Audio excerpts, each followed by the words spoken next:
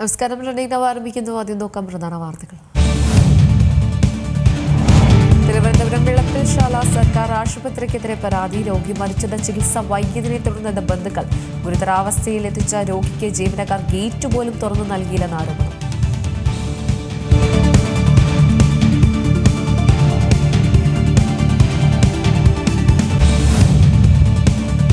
നെയ്യാറ്റിൻകരയിലെ 1 വയസ്സുകാരന്റെ കൊലപാതകത്തിൽ ഞെട്ടിക്കുന്ന വെളിപ്പെടുത്തൽ. കുട്ടിയുടെ അച്ഛൻ ഷിജിൽ കൊടും ക്രിമിനൽ എന്ന് പോലീസ്. പ്രതിക്ക് നിരവധി സ്ത്രീകളുമായി ബന്ധമുണ്ടെന്നും മൊഴി. കേസിൽ നിർണായകമായത് ഭാര്യയുടെ രഹസ്യം.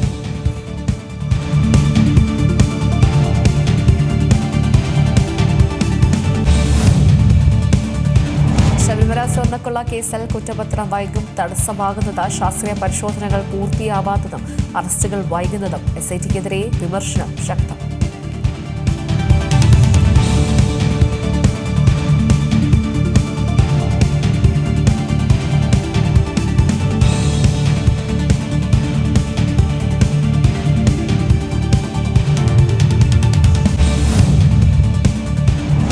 സാക്ഷി ഫണ്ട് തട്ടിപ്പ് പുറത്തു വന്നതിന് പിന്നാലെ കണ്ണൂർ പയ്യന്നൂരിൽ സംഘർഷം.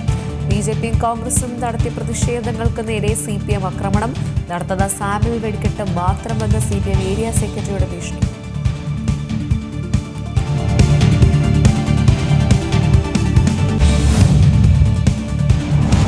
ാമത് റിപ്പബ്ലിക് ദിനാഘോഷം നാളെ. റിപ്പബ്ലിക് ദിന പരേഡിനായുള്ള എല്ലാ സജ്ജീകരണങ്ങളും കർത്തവ്യപഥയിൽ പൂർത്തിയായി.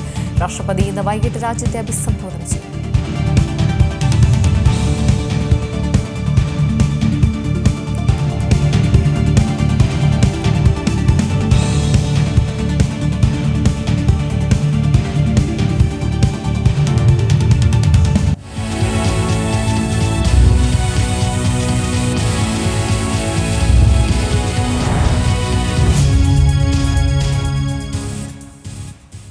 തിരുവനന്തപുരത്ത് ആശുപത്രിയിലെത്തിയ രോഗി മരിച്ചത് ചികിത്സ വൈകിയതിനെ തുടർന്നെന്ന് ബന്ധുക്കൾ. വിളപ്പിൽശാല സാമൂഹ്യാരോഗ്യ കേന്ദ്രത്തിനെതിരെയാണ് ആരോപണം. കൊല്ലങ്കോണം സ്വദേശി ബിസ്മീറാണ് മരിച്ചത്. ശ്വാസതടസ്സവുമായി പുലർച്ചെ 1 മണിയോടെ ആശുപത്രിയിൽ എത്തിച്ചെങ്കിലും ചികിത്സ വൈകി. ആശുപത്രിയുടെ പ്രവേശന കവാടം പൂട്ടി ജീവനക്കാർ ഉറങ്ങിയെന്നാണ് ആരോപണം. ഇതിന്റെ CCTV ദൃശ്യങ്ങളടക്കം പുറത്തുവന്നു. 19 രാത്രി 1 മണിക്ക് എൻ്റെ അളിയനാണ്. പുള്ളി ശ്വാസം ബുദ്ധിമുട്ടായിട്ട് എൻ്റെ പെങ്ങളാണ് ബൈക്കിൽ ഇരുത്തി ഗവൺമെൻറ് ഹോസ്പിറ്റൽ, സാമൂഹ്യ ഹോസ്പിറ്റൽ വിളപ്പിൽശാല കൊണ്ടുപോയത്. അവിടെ പോകുമ്പോഴത്തേക്കും അവിടുത്തെ എൻട്രൻസ് ഗേറ്റ് ഓപ്പൺ ആയിരിക്കുകയും അകത്തെ ഗേറ്റ് ലോക്കായിരുന്നു. അവിടെ കോളിംഗ് ബെല്ല് അടിച്ച് വന്നിട്ടില്ല. പിന്നെ ഇവിടെ കിടന്ന് അലറി വിളിക്കുകയായിരുന്നു. അതിനുശേഷമാണ് ഡോക്ടറും നേഴ്സും ഇറങ്ങി വരികയും അത് ഓപ്പൺ ചെയ്തത് ഡോറ്. അതിനുശേഷം അകത്ത് കൊണ്ടുപോയി ഈ ആവി പിടിക്കുന്ന സംഭവം കൊടുക്കാനായിട്ട് പറഞ്ഞു. അതിൽ ഒരു മെഡിസിൻ ഉപയോഗിക്കാതെ ജസ്റ്റ് മെഷീൻ ഓൺ ചെയ്ത് ആവി പിടിക്കുകയായിരുന്നു. അത് കഴിഞ്ഞിട്ട് പുള്ളിയുടെ പുള്ളിയുടെ ബോധം നഷ്ടപ്പെടുന്ന സമയത്ത് CPR കൊടുക്കാൻ എൻ്റെ പെങ്ങൾ ആവശ്യപ്പെട്ടായിരുന്നു. ഇവർ CPR കൊടുത്തിട്ടില്ല. അവിടെ നിന്ന് ആംബുലൻസിൽ കയറ്റി മെഡിക്കൽ കോളേജിൽ കൊണ്ടുപോകുമ്പോഴത്തേക്കും ആംബുലൻസിനകത്ത് ഒരു ഓക്സിജൻ സിലിണ്ടർ പോലും ഇല്ല. അവിടെ എത്തിയതിനു ശേഷം ഡോക്ടർ പറഞ്ഞായിരുന്നു മരിച്ചിട്ട് 20 മിനിറ്റ് ആയെന്ന് പറഞ്ഞു. ഇവിടെ വെച്ച് ജസ്റ്റ് ഒരു CPR കൊടുക്കുകയോ അല്ലെങ്കിൽ ആംബുലൻസിൽ ഒരു ഓക്സിജൻ്റെ എന്തെങ്കിലും ഒരു ഫെസിലിറ്റീസ് ഉണ്ടായിരുന്നെങ്കിൽ ചിലപ്പോൾ ആൾ തിരിച്ചു കിട്ടുമായിരുന്നു. കൂടെ ചേരുന്നുണ്ട് വിഷ്ണു. ഇപ്പോൾ പറയുന്ന ഈ കാര്യം ഇപ്പോൾ CCTV ദൃശ്യം പുറത്തു വന്നപ്പോഴാണ് ഇത്ര ഗുരുതരമായിട്ടുള്ളൊരു വീഴ്ചയാണ് ഉണ്ടായതെന്ന് മനസ്സിലാകുന്നത്. എപ്പോഴായിരുന്നു ഈ സംഭവം നടന്നത്? ഈ കുടുംബത്തിന്റെ ആരോപണം അത് കൃത്യമായിട്ട് എങ്ങനെയാണ്? മേഘ, ഈ മാസം 19-നാണ് ഈ ബിസ്മീറിനെ ശ്വാസതടസ്സത്തിന് ആശുപത്രിയിലേക്ക് കൊണ്ടുവന്നത്. ബിസ്മീറിനെ രാത്രി 1 മണിയോടെ ആശുപത്രിയിലേക്ക് എത്തിക്കുകയായിരുന്നു. അതിനെ തുടർന്ന് ആശുപത്രിയിൽ കൃത്യമായി ചികിത്സ ലഭിച്ചില്ല എന്നുള്ളതാണ് കുടുംബത്തിന്റെ പരാതി. അതായത് ആശുപത്രിയിൽ നിന്നുള്ള CCTV ദൃശ്യങ്ങൾ പുറത്തു വന്നതോടെ തന്നെ ഇക്കാര്യങ്ങളിൽ ഒരു വ്യക്തത വന്നിട്ടുണ്ട്. ആശുപത്രിയുടെ കവാടം അടച്ച നിലയിലായിരുന്നു എന്നാണ് ആദ്യം പറയുന്നത്. അതായത് ആശുപത്രിയിൽ എത്തിച്ച സമയം ആശുപത്രി ജീവനക്കാർ പ്രവേശന കവാടം പൂട്ടിയിരിക്കുന്നു എന്നാണ് മനസ്സിലാക്കുന്നത്. അതായത് ശ്വാസ അശ്വാസതർപ്പമായി ഈ രാത്രിയിൽ എത്തുമ്പോൾ തന്നെ കൃത്യമായി ചികിത്സ നൽകാൻ അവർക്ക് സാധിച്ചിരുന്നില്ല. കുടുംബത്തിന് ഉടനെ തന്നെ അവർ അവിടെ നിന്നും അയച്ചു എന്നുള്ളൊരു ആരോപണം കൂടെ അറിയിക്കുന്നുണ്ട്. ഏതായാലും വേണ്ട രീതിയിലുള്ള പരിചരണം ലഭിക്കാതെ മെഡിക്കൽ കോളേജ് ആശുപത്രിയിലേക്ക് പോവുകയായിരുന്നു. 20 മിനിറ്റിന് മുമ്പ് ആശുപത്രിയിൽ എത്തുന്നതിന് മുമ്പ് തന്നെ മരണം സംഭവിച്ചതായാണ് കുടുംബം പറയുന്നത്. ഏതായാലും ബിസ്മീറിനെ കൃത്യസമയത്ത് ആശുപത്രിയിൽ എത്തിച്ചിട്ട് പോലും കൃത്യമായ ഒരു ചികിത്സ സഹായം ലഭിച്ചിട്ടില്ല എന്ന് പറയുന്നുണ്ട്. തിരുവനന്തപുരം വിളപ്പിൽ ശാലയിലെ സർക്കാർ ആശുപത്രിക്കെതിരെ ഗുരുതര ചികിത്സാ പിഴവ് എന്നുള്ള ഒരു ആരോപണം തന്നെയാണ് കുടുംബം പറയുന്നത്. ഏതായാലും ഇതുമായി ബന്ധപ്പെട്ട് കുടുംബം DMOക്ക് ഇമെയിലായി കഴിഞ്ഞ ദിവസം പരാതി നൽകിയിട്ടുണ്ട്. കൂടുതൽ പ്രതിഷേധവുമായി രംഗത്ത് വരാനുള്ള സാധ്യതയും കാണുന്നുണ്ട്. ശക്തമായ നടപടി വേണമെന്നാണ് ആവശ്യപ്പെടുന്നത്. ആശുപത്രിയിൽ വേണ്ട രീതിയിലുള്ള സൗകര്യങ്ങൾ ഉണ്ടായിരുന്നില്ല. ആ സമയം കൃത്യമായി ചികിത്സ നൽകിയില്ല. പ്രാഥമിക ചികിത്സ പോലും നൽകാതെയാണ് അവിടെ നിന്നും മടക്കി അയച്ചതെന്നാണ് പറയുന്നത്. അവിടെ നിന്നും ഉടൻ തന്നെ മെഡിക്കൽ കോളേജ് ആശുപത്രിയിലേക്ക് എത്തിച്ചു. വളരെ ദൂരമുള്ളത് കൊണ്ട് തന്നെ ആശുപത്രിയിലേക്ക് എത്തുന്നതിന് മുമ്പ് തന്നെ മരണം സംഭവിച്ചു എന്നാണ്. എന്നാൽ ആശുപത്രി അധികൃതരുടെ ഭാഗത്തു നിന്നുള്ള വിശദീകരണം രാത്രി വൈകി എത്തുമ്പോൾ എല്ലാവരും അവിടെ ഉണ്ടായിരുന്നു. കൃത്യമായ പരിചരണം നൽകാനുള്ള ശ്രമമാണ് നടത്തിയതെന്നാണ് പറയുന്നത്. അവിടെ ഈ ഗേറ്റ് പൂട്ടിയിരുന്നു എന്നുള്ളത് സത്യം തന്നെയാണ്. തെരുവുനായ ശല്യം കൂടുതലായതുകൊണ്ടാണ് അത്തരത്തിലേക്ക് ഒരു നടപടിയിലേക്ക് കടന്നതെന്നാണ് ആശുപത്രി ജീവനക്കാർ പറയുന്നത്. ഹൃദയാഘാത ലക്ഷണങ്ങൾ കണ്ടിട്ടും പ്രാഥമിക ചികിത്സ നൽകിയിരുന്നില്ലെന്നാണ് കുടുംബത്തിന്റെ ആരോപണം. ഏതായാലും ബിസ്മീർ മരിക്കുകയായിരുന്നു. അതിനുശേഷം കുടുംബം വലിയ ആരോപണമായി ഇപ്പോൾ രംഗത്ത് വന്നിട്ടുണ്ട്. വലിയ പരാതികളുമായി മുന്നോട്ട് പോകുമെന്ന് തന്നെയാണ് ഇപ്പോൾ അറിയിച്ചിട്ടുള്ളത്. പക്ഷേ നമ്മുടെ ആരോഗ്യ സംവിധാനത്തെക്കുറിച്ചൊക്കെ തന്നെ വലിയ രീതിയിലാണ് വിമർശനം ഉയരുന്നത്. ഈ സമീപത്തായിട്ടൊക്കെ തന്നെയും ഒരുപാട് കേസുകൾ ഇത്തരത്തിൽ റിപ്പോർട്ട് ചെയ്യുന്നുണ്ട്. ചികിത്സ വൈകുന്നത്, അതേപോലെ തന്നെ ചികിത്സ മാറി നൽകുന്നത്, അങ്ങനെ ഒരുപാട് രീതിയിൽ വലിയ വിമർശനമാണ് ഉണ്ടാകുന്നത്. ആരോഗ്യമന്ത്രിക്കെതിരെയൊക്കെ വലിയ രീതിയിൽ പ്രതിപക്ഷം അടക്കം വിമർശനം ഉന്നയിക്കുന്ന ഒരു സമയത്താണ് ഇപ്പോൾ ഈ ഒരു പ്രാഥമിക ആരോഗ്യ കേന്ദ്രത്തിൽ നിന്നാണ് ഒരു ഫസ്റ്റ് എയ്ഡ് പോലും നൽകാൻ വേണ്ടി, അല്ലെങ്കിൽ അതുപോലും കൃത്യമായിട്ട് നൽകാൻ സാധിക്കുന്നില്ല എന്ന് പറയുമ്പോൾ വലിയൊരു വീഴ്ച തന്നെയല്ലേ സർക്കാരിന് ഈ ഉണ്ടായിരിക്കുന്നത്? തീർച്ചയായിട്ടും മേഘ, അത്തരത്തിലുള്ള ഒരു സാഹചര്യം തന്നെയാണ്. അതായത് കേരളത്തിൽ പലയിടത്തും ചികിത്സാ പിഴവുകൾ ഉണ്ടാകുന്നു എന്നുള്ള ആരോപണങ്ങൾ ഉയർന്നു വരുന്നുണ്ട്. പല പ്രശ്നങ്ങളും നിലനിൽക്കുന്ന ഘട്ടത്തിൽ സിസ്റ്റത്തിന്റെ അപര്യാപ്തത എന്നടക്കമുള്ള പരാതികൾ ഉയർന്നു നിൽക്കുന്നു.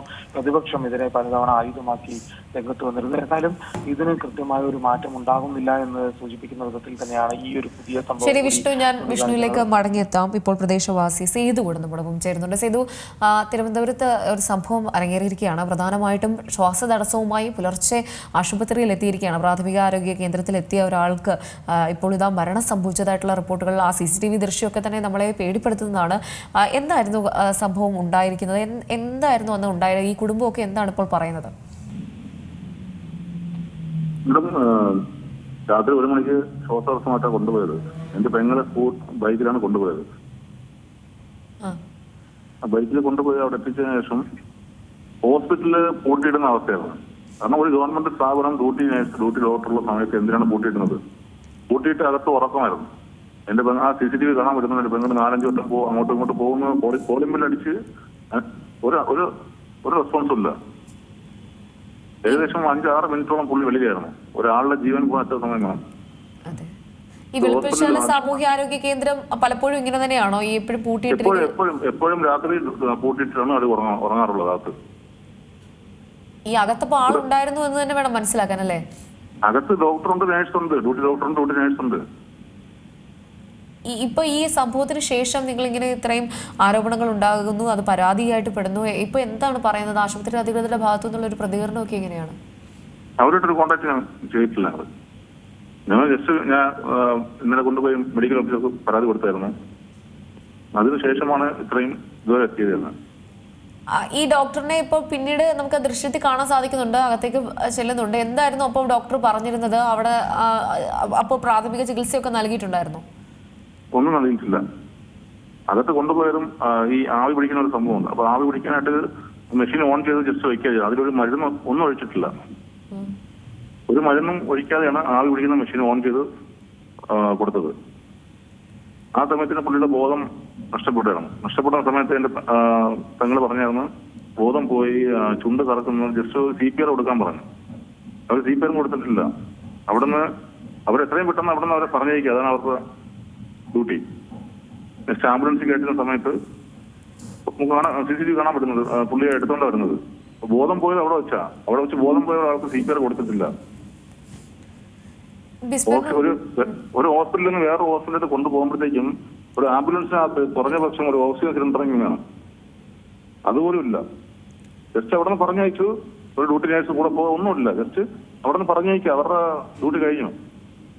ഞങ്ങൾ മെഡിക്കൽ കോളേജ് കൊണ്ട് എത്തിയപ്പോഴത്തേക്കും പുള്ളി മരിച്ചിട്ട് ഏകദേശം 20 മിനിറ്റ് കഴിഞ്ഞു പറഞ്ഞു. ജീവൻ നഷ്ടപ്പെട്ടത് വിളപ്പിശാല ഹോസ്പിറ്റലിൽ വെച്ച് തന്നെയാണ് ജീവൻ നഷ്ടപ്പെട്ടത്. ഈ ബിസ്മിറിന് മുൻപും ആരോഗ്യ പ്രശ്നമൊക്കെ ഉണ്ടായിരുന്ന വ്യക്തിയായിരുന്നോ? ആരോഗ്യ പ്രശ്നം അങ്ങനത്തെ വലിയ പ്രശ്നങ്ങളൊന്നുമില്ല. പുള്ളി ടാബ്ലറ്റ് കഴിച്ചാൽ മാറുന്ന പ്രശ്നം, ഓപ്പറേഷൻ ഒന്നും വേണ്ടെന്നെല്ലാം പറഞ്ഞു ഡോക്ടറെ കാണിച്ചതാ. വലിയ പ്രശ്നങ്ങളൊന്നുമില്ല. ശരിക്കും ഈ ആശുപത്രിക്കെതിരെ നടപടി സ്വീകരിക്കേണ്ടത് വളരെ അത്യാവശ്യം തന്നെയാണ്. ഏതായാലും ഇത്രയും പരാതിയൊക്കെ നൽകിയിട്ടും ആരോഗ്യമന്ത്രിയെ ബന്ധപ്പെടാൻ സാധിച്ചിട്ടുണ്ടോ ഈ ഒരു സമയത്ത്? ഇല്ല, അവർക്ക് മെയിൽ അയച്ചിട്ടില്ല. ഞാൻ ജസ്റ്റ് മെഡിക്കൽ ഓഫീസർക്ക് മാത്രമേ പരാതി കൊടുത്തിട്ടുള്ളൂ. അവർക്കെല്ലാം ഇപ്പം ജസ്റ്റ് മെയിൽ ചെയ്യുന്നുണ്ട്. ഇപ്പം ഉടൻ തന്നെ പരാതി കൊടുക്കുന്നതാണ്. ഏതായാലും ഇപ്പൊ അവരുടെ ഭാഗത്തുനിന്നൊരു തെറ്റ് പറ്റി എന്ന് പോലും പറഞ്ഞിട്ടില്ല. ഒന്നും പറഞ്ഞിട്ടില്ല. അവർ കോൺടാക്ട് ഒന്നും ചെയ്തിട്ടില്ല. പരാതി കൊടുക്കാൻ പറഞ്ഞു, പരാതി കൊടുക്കാമെന്ന്. ശരി ശരി, വളരെ നന്ദിയുണ്ട് പ്രതികരണത്തിന്. ഏതായാലും അദ്ദേഹം പറഞ്ഞതുപോലെ തന്നെ വളരെ ദയനീയമൊരു അവസ്ഥയാണ്. ബിസ്മീറിൻ്റെ ഭാര്യയുടെ സഹോദരനാണ് നമ്മളോട് പ്രതികരിച്ചിരിക്കുന്നത്. കൊല്ലങ്കോട് സ്വദേശിയാണ് ബിസ്മീർ. അദ്ദേഹം വലിയ ആരോഗ്യ പ്രശ്നമൊന്നും ഇല്ലാത്തൊരു വ്യക്തിയാണ്. ശ്വാസതടസ്സം അനുഭവപ്പെട്ടു. അങ്ങനെ ബൈക്കിലാണ് ആശുപത്രിയിലെത്തുന്നു. ആശുപത്രിയിലെത്തിയിട്ട് അകത്തേക്ക് അദ്ദേഹത്തിൻ്റെ ഭാര്യ കടന്നു ചെല്ലുന്നത് നമുക്ക് കാണാൻ ദൃശ്യങ്ങളിൽ നിന്ന്. പക്ഷേ അവിടെ നിന്ന് പെട്ടെന്ന് ഇതുപോലൊരു എമർജൻസി കേസ് വരികയാണെങ്കിൽ അവരെ കൃത്യമായിട്ട് പരിചരിക്കാൻ സംവിധാനമില്ല എന്ന് മനസ്സിലാകുന്നു. ഡോറിൽ കൊട്ടുന്നു, കോളിംഗ് ബെൽ അടിക്കുന്നു. എന്നിട്ടൊന്നും തന്നെ ആശുപത്രി അധികൃതർ അല്ലെങ്കിൽ ആ ഡ്യൂട്ടിയിലുണ്ടായിരുന്ന ഡോക്ടറോ നഴ്സോ ആരും തന്നെ പുറത്തേക്ക് വരുന്നില്ല. തുടർന്ന് ഈ ബിസ്മിറിൻ്റെ അലർച്ച കേട്ടിട്ട് സെക്യൂരിറ്റി ജീവനക്കാരടക്കം ആശുപത്രിയിലേക്ക് എത്തുകയാണ് ചെയ്തത്. അവരോടി എത്തി പിന്നീടാണ് ബിസ്മിറിനെ താങ്ങി അകത്തേക്ക് കൊണ്ടുപോകുന്നത്. എന്നാൽ അവിടെ ചികിത്സ ലഭിച്ചോ എന്ന് ചോദിച്ചാൽ അവിടെയും ചികിത്സ ലഭിച്ചിട്ടില്ല. ആവി പിടിക്കാൻ വേണ്ടിയുള്ള സംവിധാനം മാത്രം ഒരുക്കിക്കൊണ്ടിരിക്കുകയാണ് ചെയ്തിരുന്നത്. ബിസ്മിറിൻ്റെ ഭാര്യ CPR അടക്കമുള്ള കാര്യങ്ങൾ നൽകാൻ പോകുമ്പോൾ പോലും നൽകുന്നില്ല. ഇപ്പോൾ block panchayat president P. Shanmugam കൂടെ നമ്മോടൊപ്പം ചേരുന്നുണ്ട്. P. ഷൺമുഖം, ഈ ആശുപത്രിയിൽ വിളപ്പിൽശാല സാമൂഹ്യ കേന്ദ്രത്തിൽ നിന്നുണ്ടായിരിക്കുന്ന ഒരു സമീപനം നമ്മൾ CCTV ദൃശ്യങ്ങളിൽ നിന്നൊക്കെ കാണുമ്പോൾ വളരെ ദയനീയമായിട്ടുള്ളൊരു അവസ്ഥയിലാണ് ആ കുടുംബം ഉള്ളത്. എന്തായിരുന്നു കൃത്യമായിട്ട് അവിടെ സംഭവിച്ചിരുന്നത്? ഈ ആശുപത്രി അധികൃതർ ഭാഗത്തു നിന്ന് ഒരു പ്രതികരണമൊക്കെ ലഭിച്ചിട്ടുണ്ട്. എന്താണ് അന്ന് നടന്നത്? ഈ രാവിലെയാണ് ബിസ്മീറിന്റെ മരണവുമായി ബന്ധപ്പെട്ട് അറിയുന്നത്. ബിസ്മീറിന്റെ സഹോദരൻ തന്നെയാണ് എന്നെ വിളിക്കുന്നത്. സഹോദരൻ എന്ന് പറഞ്ഞാൽ വൈഫിന്റെ സഹോദരൻ സയ്യിദ് വിളിച്ചിട്ട് ബിസ്മീർ ഹൃദയ സംബന്ധമായ അസുഖത്തിൽ നേരത്തെ തന്നെ ചികിത്സയിലായിരുന്ന ആളാണെന്നും ബോഡി പോസ്റ്റ്മോർട്ടം ചെയ്യാതെ വിട്ടു നൽകണമെന്നും സ്റ്റേഷനിൽ ഇടപെടണമെന്ന് പറഞ്ഞാണ് എന്നെ ആദ്യം വിളിക്കുന്നത്. അപ്പൊ അതിനുശേഷം സ്റ്റേഷനിൽ പ്രായക്കുറവ് കൊണ്ട് തന്നെ അദ്ദേഹം അങ്ങനെ വിട്ടുകൊടുക്കാൻ കഴിയില്ല എന്ന് സ്റ്റേഷനിൽ നിന്ന് CI പറഞ്ഞതനുസരിച്ച് ബാക്കി കാര്യങ്ങളൊക്കെ നടപടിക്രമങ്ങൾ കഴിഞ്ഞു. പക്ഷെ 19-ാം തീയതിയാണ് ഈ സംഭവം നടക്കുന്നത്. അപ്പോൾ ഇന്നലെ വൈകിട്ട് 24-ാം തീയതി വൈകിട്ടാണ് ഇങ്ങനെ ഒരു പരാതി ഉള്ളതായി അറിയാൻ കഴിഞ്ഞത്. ഞാൻ ഉടൻ തന്നെ ഹോസ്പിറ്റലിൽ പോയി വിവരം അന്വേഷിക്കുമ്പോൾ 16-ാം തീയതിയാണ് ബിസ്മീർ ആദ്യമായി ഹോസ്പിറ്റലിൽ ചികിത്സയ്ക്ക് വേണ്ടി പോകുന്നത്. 16-ാം തീയതി ഇതുപോലെ രാത്രി 2:30 മണിക്ക്, വെളുപ്പാങ്കാലം 2:30 മണിക്കാണ്, 2:30 മണിയോടുകൂടിയാണ് അവിടെ എത്തുന്നത്. അപ്പോൾ അദ്ദേഹത്തെ ചികിത്സിച്ച് ആ ഡ്യൂട്ടിയിലുണ്ടായിരുന്ന ഡോക്ടർ അത്യാവശ്യം മരുന്ന് കൊടുത്തിട്ട് പിറ്റേന്ന് രാവിലെ ബ്ലഡ് പരിശോധിച്ചതിന് ശേഷം മെഡിക്കൽ കോളേജിലോ ജനറൽ ഹോസ്പിറ്റലിലേക്ക് പോകണം എന്നാവശ്യപ്പെട്ട് റെഫർ ചെയ്താണ് വിടുന്നത്. പക്ഷെ 16-ാം തീയതി ശേഷം ബിസ്മീർ ഹോസ്പിറ്റലിൽ പോകാൻ വേണ്ടി തയ്യാറായില്ല എന്നുള്ളതാണ് സത്യം. 19-ാം തീയതി ഇതുപോലെ രാവിലെ 1:30ക്കാണ് ബിസ്മീർ ഹോസ്പിറ്റലിലേക്ക് എത്തുന്നത്. അവിടെ എത്തുന്നത് 2 വീലറിൽ ബിസ്മീറിന്റെ വൈഫാണ് അവിടേക്ക് കൊണ്ടുവരുന്നത്. അവിടെ കൊണ്ടുവന്ന് ബെല്ലടിച്ച് അവിടെ ഇരുത്തിയിട്ട് ബെല്ലടിച്ച് 2 പ്രാവശ്യം പോയി 2 മിനിറ്റാണ് അങ്ങനെ അവിടെ ഇരിക്കുന്നതായി കാണാൻ CCTVയിൽ കാണുന്നത്. അതിൽ ടൈം ഉള്ളത് കൊണ്ടാണ് ഞാൻ പറയുന്നത്. അത് കാണുന്നത് അവിടെ നിന്ന് ഒരു 7 മിനിറ്റോടുകൂടി അവിടുത്തെ തന്നെ ആംബുലൻസിൽ വളരെ പെട്ടെന്ന് അവിടെ ഡ്യൂട്ടിയിലുണ്ടായിരുന്ന നേഴ്സിനോട് സംസാരിക്കുമ്പോൾ അവർക്ക് പരിശോധിക്കാൻ അത്ര സീരിയസ് ആയ ഒരു അവസ്ഥയായിരുന്നു. അതുകൊണ്ട് തന്നെ പുള്ളിക്ക് ബോധം ഉണ്ടായിരുന്നു. അപ്പൊ അത്യാവശ്യം കൊടുക്കാനുള്ള മരുന്ന് കൊടുത്ത് ആംബുലൻസിന് പെട്ടെന്ന് മെഡിക്കൽ കോളേജിലേക്ക് കൊണ്ടുപോകുന്ന വഴിക്കാണ് മരണപ്പെട്ടു പോയത്. ബിസ്മീർ നേരത്തെ തന്നെ ഹൃദയ രോഗമായി ചികിത്സയിലായിരുന്ന ആളെന്നാണ് ഞാൻ മനസ്സിലാക്കുന്നത്. ഇതാണ് അന്വേഷിക്കുമ്പോൾ അറിയാൻ വേണ്ടി കഴിഞ്ഞത്. നമ്മൾ ഇപ്പം ഈ കുടുംബത്തോടൊക്കെ സംസാരിച്ചപ്പോൾ അവരുടെ ഭാഗത്തുനിന്നുണ്ടായിരുന്ന ഒരു പ്രതികരണം, അതായത് ഈ കുടുംബത്തോട് ആദ്യം പോകുമ്പോൾ ഈ മരണം അറിഞ്ഞ അന്ന് അടക്ക സമയത്ത് ഹോസ്പിറ്റലിൽ നിന്ന് കൊണ്ടുവരുമ്പോൾ MLA ഉൾപ്പെടെയുള്ള ആളുകളോടെ പോയിരുന്നു. ഏകദേശം എനിക്ക് തോന്നുന്നത് 45 മിനിറ്റോളം ആ വീട്ടിൽ ചെലവഴിച്ചു. അപ്പോഴൊന്നും ആരും ഈ ഇതിനെ കുറിച്ചൊരു പരാതി, അല്ലെങ്കിൽ സാധാരണ തന്നെ ഒരു അപകടം, ഒരു മരണം ഉണ്ടായാൽ അപ്പോൾ തന്നെ ആളുകൾ പ്രതികരിക്കും. ബന്ധുക്കൾ, കൂടെ ഉണ്ടായിരുന്ന ബന്ധുക്കളും ഭാര്യയൊക്കെ പ്രതികരിക്കേണ്ടതാണ്. പക്ഷെ 19-ാം തീയതി രാവിലെയോ 20-ാം തീയതിയോ 21-ാം തീയതിയോ 22-ാം തീയതിയോ 23-ാം തീയതിയോ ഇതുണ്ടായിട്ടില്ല എന്നുള്ളത് വളരെ ഒരു സംശയം പ്രകടിപ്പിക്കാൻ പറ്റുന്ന ഒരു കാര്യമാണ്. ഷൺമുഖം, നമുക്ക് ആശുപത്രിയെ കുറിച്ച് പറയുമ്പോൾ ഈ സാമൂഹ്യാരോഗ്യ കേന്ദ്രം പലപ്പോഴും ഇങ്ങനെയാണ്, രാത്രികാലങ്ങളിലൊക്കെ തന്നെ പൂട്ടിയിട്ട നിലയിലാണ്, പക്ഷെ അകത്ത് ഉദ്യോഗസ്ഥരുണ്ട് എന്ന് പറയുന്നത്. സാധാരണ നാട്ടുംപുറമാണ്. ഒരു ഡോക്ടറും ഒരു നേഴ്സുമാണ് ഉണ്ടാവാറുള്ളത്. ഈ അവിടെ തന്നെ കിടരോഗികൾ ഉണ്ട്, അതായത് മെയിലും ഫീമെയിലും വാർഡുകളുണ്ട്. ഇതിലെല്ലാം ബൈസ്റ്റാൻഡർമാരായിട്ടുള്ള ആളുകളുണ്ട്. അപ്പോൾ ഈ രോഗിയ കാഷ്വാലിറ്റി പ്രവർത്തിക്കുന്നത് പുറത്തുള്ള ഒരു ചെറിയൊരു ബ്ലോക്കിലാണ്. ആ ബ്ലോക്കിലെ സൈഡ് ആണ് ഉള്ളത്. ഇങ്ങനെ നമ്മൾ പിടിച്ചടയ്ക്കുന്ന ഗ്രില്ലാണ്. ആ ഗ്രില്ല് ഇങ്ങനെ അടച്ചു വെക്കുന്നതാണ് സാധാരണ അവസ്ഥ. അപ്പോൾ ആരെങ്കിലും വന്നു കഴിഞ്ഞാൽ രാത്രി 10 മണി വരെയൊക്കെ തന്നെയാണ് അങ്ങനെ രോഗികളൊക്കെ വരാറുള്ളത്. അതിനുശേഷം വരുന്നവർ ബെല്ലടിച്ച് തുറന്നകത്ത് കയറുന്നതാണ് പതിവ്. ഏതായാലും ഇപ്പോൾ ഉണ്ടായിരിക്കുന്നത്, അതായത് ഇവരുടെ ഭാഗത്തു നിന്ന് ഇപ്പം അതായത് ഈ ബിസ്മറിന്റെ ഭാര്യയൊക്കെ തന്നെ ഒരുപാട് പ്രാവശ്യം CPR അടക്കം നൽകാൻ പറയുമ്പോഴൊക്കെ തന്നെ ഡോക്ടറിന്റെ ഭാഗത്തു നിന്ന് ആ ഒരു സമീപനമായിരുന്നില്ല ഉണ്ടായതെന്നൊക്കെ പറയുന്നുണ്ട്. ഏതായാലും അവർക്ക് അങ്ങനെ ഒരു പരാതി ഉണ്ടെങ്കിൽ ആ രോഗി അബോധാവസ്ഥയിലായിരുന്നില്ല. സാധാരണ ഞാൻ തിരക്കുമ്പോൾ CPR നൽകണമെങ്കിൽ ബോധരഹിതമായ അവസ്ഥയിലാണ് CPR നൽകുന്നത്. ബോധമുള്ള ആളാണ്, പക്ഷെ അമിതമായ ശ്വാസം മുട്ടലാണ്. ഈ ഹൃദയരോഗമായി ചികിത്സയിലുള്ള ഒരാളിന് എങ്ങനെയാണ് ഈ CPR നൽകിയാൽ അത് കൂടുതൽ അപകടം വരുത്തുകയല്ലേ ചെയ്യുള്ളൂ. ഏതായാലും ആ കുടുംബത്തിന്റെ പരാതി ഉണ്ടെങ്കിൽ അത് അന്വേഷിക്കേണ്ടത് വളരെ അത്യാവശ്യം തന്നെയാണ്. കൃത്യമായി അതുകൊണ്ടാണല്ലോ കൃത്യമായി ആ സമയത്ത് തന്നെ ഹോസ്പിറ്റലിൽ പോവുകയും ആ ഡ്യൂട്ടിയിൽ ഉണ്ടായിരുന്ന ആളുകളുടെ ആ വിവരം തിരക്കുകയൊക്കെ ചെയ്തു. കൃത്യമായുള്ള അന്വേഷണം അങ്ങനെ എന്തെങ്കിലും അതിന്റെ CCTV ഫുട്ടേജ് ഉൾപ്പെടെ കാര്യങ്ങൾ എടുത്തിട്ടുണ്ട്. കൃത്യമായുള്ള അന്വേഷണം നടത്തും. എന്തെങ്കിലും വീഴ്ച പറ്റിയിട്ടുണ്ടോ എന്ന് പരിശോധിക്കും. ഷൺമുഖം, ഈ കഴിഞ്ഞ കുറച്ച് നാളുകളായിട്ടൊക്കെ തന്നെ നമ്മുടെ സംസ്ഥാനത്ത് ഒരുപാട് ഇതുപോലെ നമ്മുടെ ആരോഗ്യ മേഖലയെ സംബന്ധിച്ച് ഒരുപാട് പരാതികളുണ്ട്. അതിനാൽ തന്നെ ആളുകളൊക്കെ തന്നെയും ഏതെങ്കിലും ഒരു സംഭവം ഉണ്ടായിക്കഴിഞ്ഞാൽ തന്നെയും അതിൻ്റെ കാര്യങ്ങളൊക്കെ തന്നെയും അന്വേഷിക്കും. പ്രധാനമായിട്ടും ഇങ്ങനൊരു കേസൊക്കെ ആകുമ്പോൾ അത് ആരോഗ്യ മേഖലയിലാണ്, അതും ഒരു സാമൂഹ്യ ആരോഗ്യ കേന്ദ്രത്തിലൊക്കെയാണ് സംഭവിച്ചിരിക്കുന്നത്. അപ്പോൾ കൃത്യമായിട്ട് ആളുകൾക്ക് ഉള്ള ആശങ്ക പങ്കുവെക്കുന്നത് സ്വാഭാവികം മാത്രമാണ്. ഏതായാലും ഈ ആശുപത്രിയുടെ ഭാഗത്തുനിന്ന് അല്ലെങ്കിൽ ഈ സാമൂഹ്യാരോഗ്യ കേന്ദ്രത്തിൻ്റെ ഭാഗത്തുനിന്ന് വീഴ്ച ഉണ്ടായിട്ടുണ്ടെങ്കിൽ തീർച്ചയായിട്ടും ഒരു നിയമ നടപടിക്ക് വിധേയമാകേണ്ടതാണ്. അതെ, അതിലൊന്നും വ്യത്യസ്തമായ അഭിപ്രായമില്ല. ഇതിൽ ആകെ അങ്ങനെ ഒരു സംഭവം ഉണ്ടാകുമ്പോൾ ഏതായാലും 19-ാം തീയതി നടന്ന വിഷയവുമായി ബന്ധപ്പെട്ട് 24-ാം തീയതി വരെ അവർക്ക് ഏത് തരത്തിൽ വീട്ടിൽ പോയി സംസാരിക്കുമ്പോൾ പോലും ഇങ്ങനെ ഒരു പരാതി, ഒരു സംശയത്തിന്റെ ഒരു കണിക പോലും അവരാരും സംസാരത്തിൽ ഉൾപ്പെടെ പറഞ്ഞിട്ടില്ല. 24-ാം തീയതിയാണ്, ഒരു 4 ദിവസം കഴിഞ്ഞതിന് ശേഷമാണ് അങ്ങനെ ഒരു പരാതിയുമായി അവർ വരുന്നതെന്നുള്ളത് കാര്യം കൂടി നമ്മളൊന്ന് പരിശോധിക്കണമെന്ന് മാത്രമേ പറയാവൂ.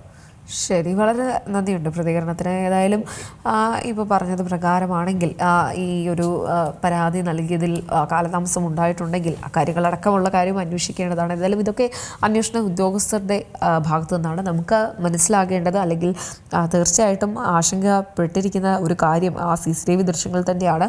അത് കേവലം നമുക്കറിയാം, പലപ്പോഴും ആശുപത്രിയിലേക്കൊക്കെ തന്നെ എത്തുമ്പോൾ ഒരു രോഗി അതൊരു എമർജൻസി സിറ്റുവേഷൻ ആണെങ്കിൽ പ്രധാനമായിട്ടും അവിടെ മറ്റുദ്യോഗസ്ഥർ അല്ലെങ്കിൽ ആശുപത്രി ജീവനക്കാർ ഉണ്ടാകേണ്ടത് ആവശ്യമാണ്. ഇങ്ങനെയുള്ള രോഗികൾ എത്തുകയാണെങ്കിൽ അവരെ കൃത്യമായിട്ട് സ്ട്രെച്ചറിൽ തന്നെ അകത്തേക്ക് കൊണ്ടുപോകേണ്ട കാര്യങ്ങളൊക്കെ തന്നെയും ഒരുക്കേണ്ടതും അവരുടെ ഉത്തരവാദിത്തം തന്നെയാണ്. ഒരു ഡോക്ടറും ഒരു നഴ്സും മാത്രം ഒരു ആശുപത്രിയെ നിർവചിക്കാനൊന്നും സാധിക്കില്ല. ഇപ്പോൾ ആരോഗ്യ വിദഗ്ധൻ ഡോക്ടർ SS ലാൽ കൂടെ നമ്മോടൊപ്പം ചേരുന്നുണ്ട്. ഡോക്ടർ, തിരുവനന്തപുരത്ത് മറ്റൊരു സംഭവം കൂടെ അരങ്ങേറിയിരിക്കുകയാണ്. വിളപ്പിൽശാല സാമൂഹ്യാരോഗ്യ കേന്ദ്രത്തിനെതിരെ വലിയൊരു ആരോപണമാണ്. നമ്മൾ ആ CCTV ദൃശ്യങ്ങളൊക്കെ പുറത്തു വരുമ്പോൾ ആരെയും ഭീതിപ്പെടുത്തുന്നതാണ്. ഒരു രോഗി ശ്വാസം പോലും ലഭിക്കാതെ അയാൾ നിലവിളിക്കുകയാണ്. ആ നിലവിളി കേട്ടിട്ട് ഡോക്ടറോ നഴ്സോ ആരും എത്തുന്നില്ല. സെക്യൂരിറ്റി ജീവനക്കാരടക്കം ഓടിയെത്തുന്നുണ്ട്. ആ സ്ത്രീ അയാളുടെ ഭാര്യയാണ്. അവർ ഒരുപാട് തവണ ആ ഡോറിൽ ചെന്ന് മുട്ടുന്നു, കോളിംഗ് ബെൽ അടിക്കുന്നു. അപ്പോഴൊന്നും ആരും പുറത്തെത്തുന്നില്ല. നമ്മുടെ ഒരു പൊതുജന ആരോഗ്യ കേന്ദ്രത്തിൻ്റെ അവസ്ഥയാണ്. ആ സ്ത്രീ പറയുന്നത് ഒരു CPR നൽകാനൊക്കെ ഒരുപാട് ആവശ്യപ്പെടുമ്പോഴൊക്കെ കേവലം ആവി പിടിക്കാനുള്ള സജ്ജീകരണം മാത്രമാണ് അവിടെ ഒരുക്കിയിരുന്നതെന്നാണ്. നമ്മുടെ സാമൂഹ്യാരോഗ്യ കേന്ദ്രത്തിൻ്റെയൊക്കെ ഒരു അവസ്ഥ എങ്ങനെയാണ്? നമുക്കറിയാം, ഇപ്പോൾ നാട് മുഴുവൻ CPR നൽകേണ്ടത് എങ്ങനെയാണ് എന്നുള്ള കാര്യമൊക്കെ തന്നെ പൊതുജനങ്ങളെ പഠിപ്പിക്കുകയാണ്. എല്ലാ വീഡിയോയിലും കൃത്യമായിട്ട് പൊതുജനങ്ങളെ മാത്രം അവബോധം നൽകുകയാണ്. അത് നൽകേണ്ട, അല്ലെങ്കിൽ കൃത്യമായിട്ട് ഡോക്ടേഴ്സിൻ്റെ ഭാഗത്തു നിന്നോ അല്ലെങ്കിൽ ആ നഴ്സിൻ്റെ ഭാഗത്തു നിന്നൊന്നും തന്നെ ആ ഒരു ശ്രമമോ അല്ലെങ്കിൽ ആ കണ്ടിരിക്കുന്ന കാര്യങ്ങളോ ഒന്നും തന്നെ അവരുടെ ഭാഗത്തു നിന്നും നടക്കുന്നില്ല. വളരെ ദൗർഭാഗ്യകരമാണ് ഈ സംഭവം, വളരെ ദൗർഭാഗ്യകരമാണ്. കാരണം ഈ കേരളത്തിലെ ആരോഗ്യവകുപ്പ്, കേരളത്തിലല്ല ലോകത്തെവിടെയായാലും ആരോഗ്യവകുപ്പ് ആശുപത്രികളും ജനങ്ങൾക്ക് വേണ്ടിയിട്ടാണ്. ജനങ്ങൾക്ക് അസുഖമുള്ളതുകൊണ്ടാണ് ആശുപത്രികൾ ഉണ്ടാകുന്നത്. അപ്പൊ അവർക്ക് വേണ്ടിയിട്ടാണ് ഈ ആശുപത്രികളും ചികിത്സാ സംവിധാനങ്ങൾ. ഇത് മന്ത്രി തൊട്ട് ഏറ്റവും താഴത്തെ ആളുകൾ ഇത് ആദ്യം മനസ്സിലാക്കണം. ഇവരെല്ലാം എന്ത് ഭരണം ഇവിടെ വേണ്ടത്? ഇതാണ് ഭരണത്തിന്റെ ഫലം. അതുപോലെ ഡോക്ടർമാരുടെ പുതിയ തലമുറ ഒരുപാട് പഠിപ്പിച്ചെടുക്കാനുണ്ട്. രോഗികളുള്ളതുകൊണ്ടാണ് എല്ലാവർക്കും ജോലിയുള്ളത്. അവരാണ് പ്രധാനം. അവരെ സെന്റേഡാണ്, രോഗിക്ക് വേണ്ടിയാണ് ലോകത്തെ എല്ലാ ആശുപത്രികളും. അതുകൊണ്ട് ന്യായങ്ങൾ കാണും. ഇപ്പൊ കേരളത്തിലെ ആരോഗ്യവകുപ്പ് കുത്തഴിഞ്ഞ് കിടക്കുകയാണ്. മന്ത്രിക്ക് എന്താണ് വകുപ്പെന്ന് പോലും അറിയില്ല. തുടങ്ങിയിട്ട് 9.25 വർഷമായി. കേരളത്തിൽ ഒരു പോളിസി പോലും ഇല്ല. ഹെൽത്ത് പോളിസി ഇല്ലാത്ത സ്റ്റേറ്റാണ്. ഇവിടെയാണ് ഇതൊക്കെ നടക്കുന്നത്. അപ്പോൾ തിരക്കുകൾ വേണം ഡോക്ടർമാരുടെ വിശ്വാസം. ആവശ്യത്തിന് ഒഴിവുകൾ നികത്തുന്ന ഒരു പരിപാടി കേരളത്തിലില്ല. മെഡിക്കൽ കോളേജിനേക്കാൾ മോശമാണ്. ഇതൊക്കെ ഒരു തകർന്നടിഞ്ഞ ഒരു ആരോഗ്യ സംവിധാനത്തിന്റെ ഒരു ലക്ഷണങ്ങൾ മാത്രമാണ്. ഈ ആശുപത്രി പ്രശ്നമില്ല. എല്ലായിടത്തും പ്രശ്നങ്ങൾ പലപ്പോഴും പരിഹരിക്കപ്പെടുന്നത് ഉള്ള ഡോക്ടർമാരും നഴ്സുമാരും ഓടി നടന്ന് കാര്യങ്ങൾ ചെയ്യുന്നതുകൊണ്ടാണ്. തിരുവനന്തപുരം മെഡിക്കൽ കോളേജിലെ അധ്യാപകത്തിൽ പോകണം. ഇപ്പൊ സ്ഥലത്ത് പോലെ നഴ്സുമാരും ഡോക്ടർമാരും കൂടി ഓടുന്നത് ഇതുപോലത്തെ ആശുപത്രി. അപ്പൊ എല്ലായിടത്തും ഈ പ്രശ്നമാണ്. ഇതൊരു വർത്തമാനവും മറ്റേ ടെലിവിഷനിലെ PR വർക്ക് ഒഴിച്ച് കേരളത്തിലെ ആരോഗ്യവകുപ്പിൽ കഴിഞ്ഞ 10 വർഷമായിട്ട് ഒന്നും നടന്നിട്ടില്ല. ഉള്ളവര് മുഴുവൻ തകർക്കുകയാണ്. മന്ത്രിമാർക്ക് സിനിമ എടുക്കാൻ വേണ്ടിയിട്ടാണ് ഈ ആരോഗ്യവകുപ്പിനെ ഉപയോഗിക്കുന്നത്. ആർക്കും അർത്ഥം വന്ന് മനുഷ്യൻ മരിക്കാൻ കിടന്നു കഴിഞ്ഞാൽ എങ്ങനെയെങ്കിലും ആരും ഡോക്ടർമാരും നഴ്സുമാരും ആശുപത്രിയിൽ ചേർന്ന് രക്ഷപ്പെടുത്തിയെടുക്കുമ്പോൾ മന്ത്രി വെടിവെച്ചിട്ടാണ് വൈറസ് എന്നും പറഞ്ഞ് അവിടെ സിനിമ എടുക്കുന്നത്. ഇതാണ് കുഴപ്പം. കേരളത്തിൽ ഞാൻ യാതൊരു വയസ്സില്ലാതെ 42 വർഷമായിട്ട് ആരോഗ്യ വകുപ്പുമായിട്ട് ബന്ധപ്പെടുന്നതാണ് മെഡിക്കൽ വിദ്യാർത്ഥിയായവർക്ക്. ഇതേ അഭിപ്രായം പറയുന്ന CPM-കാരുമുണ്ട്. ആരോഗ്യവകുപ്പിനെ തകർത്തുകളാണ്. കുത്തഴിഞ്ഞൊരു ആരോഗ്യവകുപ്പാണ്. അവിടെ അതിന്റെ ഫലമാണ് ഈ ഉണ്ടാകുന്ന സംഭവങ്ങൾ. ഒരു ഡോക്ടറെ നഴ്സോ വിചാരിച്ചാൽ പരിഹരിക്കാൻ പറ്റാത്ത രീതിയിൽ കേരളത്തിൽ കെട്ടിടം ഇടിഞ്ഞ് രോഗിയുടെ വീണ് രോഗിയുടെ കൂട്ടിരിപ്പുകാരോടെ വീണും ആളുകൾ മരിക്കുന്ന സ്ഥലമാണ്. എല്ലാ പ്രശ്നങ്ങളും പരിഹരിക്കാൻ സർക്കാരിനും പറ്റില്ല. സമയം വേണം. പക്ഷെ ഇത് പരിഹരിക്കാനുള്ള ശ്രമം പോയിട്ട് ആലോചന പോയിട്ടില്ല. അതുകൊണ്ട് തന്നെ ആവർത്തിക്കുകയാണ്. ഈ സർക്കാർ 9.25 ഇടത് സർക്കാർ 9.25 വർഷമാണ്. 2013 ഹെൽത്ത് പോളിസി ഉള്ളു. ഈ ഗവൺമെന്റ് പോളിസി ഉണ്ട്. ഈ ഗവൺമെന്റ് എന്താണ് ഈ ഗവൺമെന്റ് ആരോഗ്യ നയം? ഇനി 3 മാസം കൊണ്ടാണ് ആരോഗ്യ നയം ഉണ്ടാക്കുന്നത്. ഇതാണ് ഇവിടുത്തെ അവസ്ഥ. ഇതിന്റെയൊക്കെ ലക്ഷണങ്ങളാണ് ഈ ടിപ്പ് ഓഫ് ദി ഐസ്ബർഗ് എന്ന് പറയും. മഞ്ഞുകട്ടയുടെ അഗ്രം മാത്രമാണ് ഈ കാണുന്നത്. മനുഷ്യർ ഭാഗ്യമുള്ളതുകൊണ്ട് അവർ സ്വകാര്യ ആശുപത്രികളിലൊക്കെ ഇല്ലാത്ത പൈസ മുഴുവൻ കയ്യിൽ നിന്ന് ചിലവാക്കിയും കെട്ടിലാലി വിറ്റുമാണ് തിരിച്ചെടുക്കുന്നത്. സർക്കാർ ആശുപത്രിയിൽ മനുഷ്യർ നമ്മളെല്ലാവരും സർക്കാർ ആശുപത്രി വർക്ക് ചെയ്യുമ്പോൾ നമ്മൾ ജനങ്ങളുടെ ടാക്സിലാണ് ശമ്പളം കിട്ടുന്നത്. ആ ഉത്തരവാദിത്വം എല്ലാവർക്കും കിട്ടിയേ പറ്റുള്ളൂ. ആരോഗ്യവകുപ്പ് ഡയറക്ടർ തുടങ്ങണം, ആരോഗ്യ മന്ത്രി തുടങ്ങണം, ഏറ്റവും താഴെത്തട്ടുന്ന തുടങ്ങണം. ഇത് വെറും ഷോയ്ക്ക് വേണ്ടിയിട്ടുള്ള വകുപ്പായിട്ട് മാറ്റിയതിന്റെ ദോഷം എത്ര നാളത്തെ നിങ്ങൾ പറയുകയാണ്. പിന്നെ ഇടത്തിന് മന്ത്രി മിന്നൽ പരിശോധന കാടത്തരമാണ്. സിസ്റ്റത്തിന്റെ ഫെയിലിയറാണ്. മന്ത്രിയുടെയും ആരോഗ്യവകുപ്പ് ഡയറക്ടറും അവർ ഉദ്ദേശിച്ച ഫലം അവർക്ക് ചെയ്യാൻ പറ്റാതെ മിന്നൽ പരിശോധന നടത്തേണ്ടി വരും. ഇതൊരു അവസ്ഥയാണ്. ഇത് മൊത്തത്തിൽ അയക്കുന്നതിന് ആവശ്യമാണ്. ആരോഗ്യവകുപ്പ് ഇനിയിപ്പോൾ സമയം കഴിഞ്ഞ് നഷ്ടപ്പെട്ടു. കേരളത്തിൽ 10 വർഷം നഷ്ടപ്പെട്ടു. 10-20 വർഷം പുറകോട്ട് പോയി. എന്നിട്ട് ഇവിടെ എല്ലാം നമ്പർ 1 ആണെന്ന് പറഞ്ഞു നടക്കും. നമ്പർ 1 ആകുന്നത് ഇവിടുത്തെ മനുഷ്യർ കാരണമാണ്. ഇവിടുത്തെ സ്ത്രീകളുടെ വിദ്യാഭ്യാസവും സാക്ഷരതയും കാരണമാണ്. പിന്നെ ഈ പാവങ്ങൾ കെട്ടുതാലി വിറ്റും സ്വകാര്യ ആശുപത്രിയിൽ പോകുന്നതുകൊണ്ടാണ്.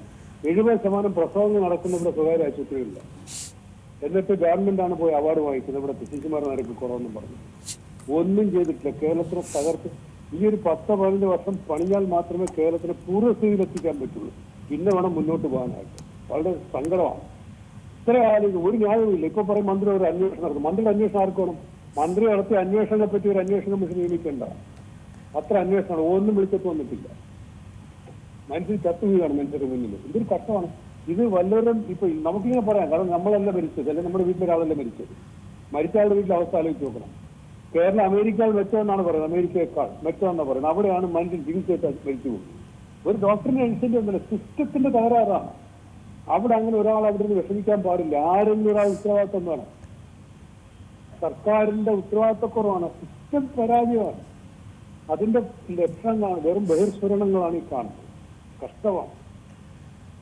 ശരി, വളരെ നന്ദിയുണ്ട് സർ. ഈ അവസരത്തിൽ പ്രത്യേകിച്ച് അദ്ദേഹം പറഞ്ഞതുപോലെ തന്നെ സിസ്റ്റത്തിൻ്റെ തകരാറാണെന്ന് പറഞ്ഞാണ് പലപ്പോഴും ആരോഗ്യമന്ത്രി ഇക്കാര്യങ്ങളിലൊക്കെ തന്നെ കൈയൊഴിയുന്നത്. പക്ഷേ ആ സിസ്റ്റം നന്നാക്കേണ്ടവർ അല്ലെങ്കിൽ അതിന് ചുക്കാൻ പിടിക്കേണ്ട ആളുകളൊക്കെ തന്നെയും എന്താണ് ചെയ്യുന്നത്, അല്ലെങ്കിൽ എങ്ങനെയാണ് പ്രവർത്തിക്കുന്നതെന്ന കാര്യം വീണ്ടും ചോദ്യചിഹ്നമാവുകയാണ്. ഒരു രോഗിയാണ്, അദ്ദേഹത്തിന് ശ്വാസം മുട്ടലാണ്, അദ്ദേഹത്തെ ആശുപത്രിയിൽ എത്തിച്ചിട്ട് ഏറെ നേരം കഴിഞ്ഞിട്ടും ആശുപത്രി ജീവനക്കാർ അദ്ദേഹത്തെ എത്തുന്നില്ല, പുറത്തേക്ക് വരുന്നില്ല.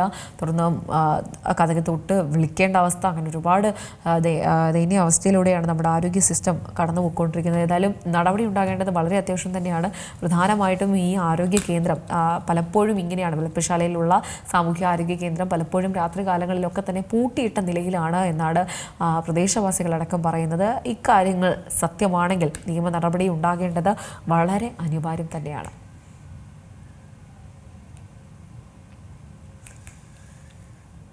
നെയ്യാറ്റിൻകരയിൽ 1 വയസ്സുകാരന്റെ കൊലപാതകത്തിൽ പിതാവ് ഷിജിനെതിരെ കൂടുതൽ കണ്ടെത്തലുകളുമായി പോലീസ്.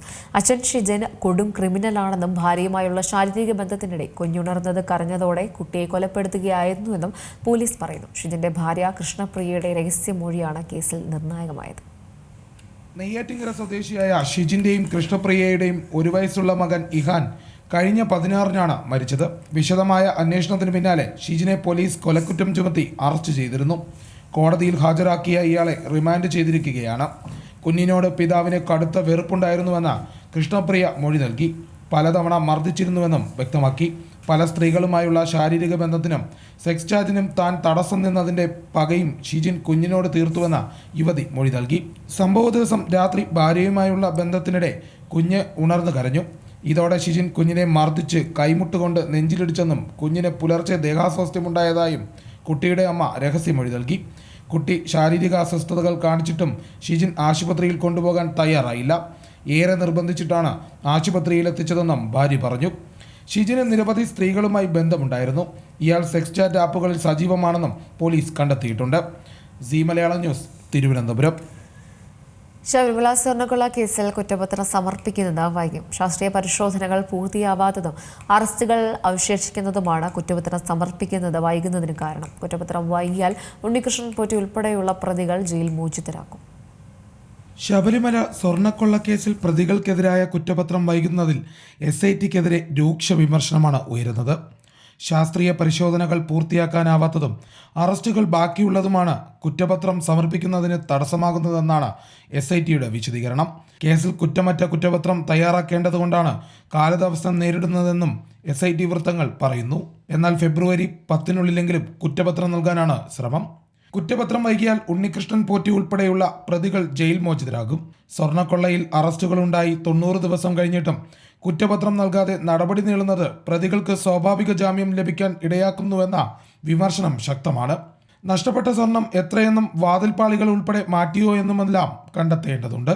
1998-ൽ UB ഗ്രൂപ്പ് സ്വർണം പൊതിഞ്ഞതിന്റെ കണക്കുകളിൽ കൃത്യമായ രേഖയില്ല എന്നതും തിരിച്ചടിയാണ്.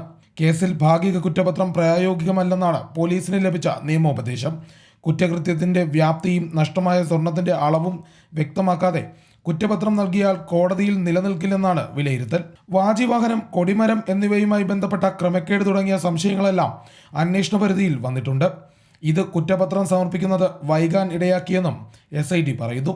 കുറ്റപത്രം വൈകുമെന്ന ഹൈക്കോടതിയിലും അറിയിച്ചിരുന്നു. 1-ാം പ്രതിയായ ഉണ്ണികൃഷ്ണൻ പോറ്റിക്ക് ദ്വാരപാലക കേസിൽ ഇതിനോടകം ജാമ്യം കിട്ടി. കട്ടിളപ്പാളി കേസിൽ ഫെബ്രുവരി 7-നകം കുറ്റപത്രം നൽകിയില്ലെങ്കിൽ ഉണ്ണികൃഷ്ണൻ പോറ്റിയും ജയിലിന് പുറത്തിറങ്ങും. ഇതിനുള്ളിൽ കുറ്റപത്രം തയ്യാറാക്കാനും SIT ശ്രമിക്കുന്നുണ്ട്. C Malayalam news, Thiruvananthapuram. വാർത്താ ബുള്ളറ്റിൻ പൂർണ്ണമാകുന്നു. നന്ദി.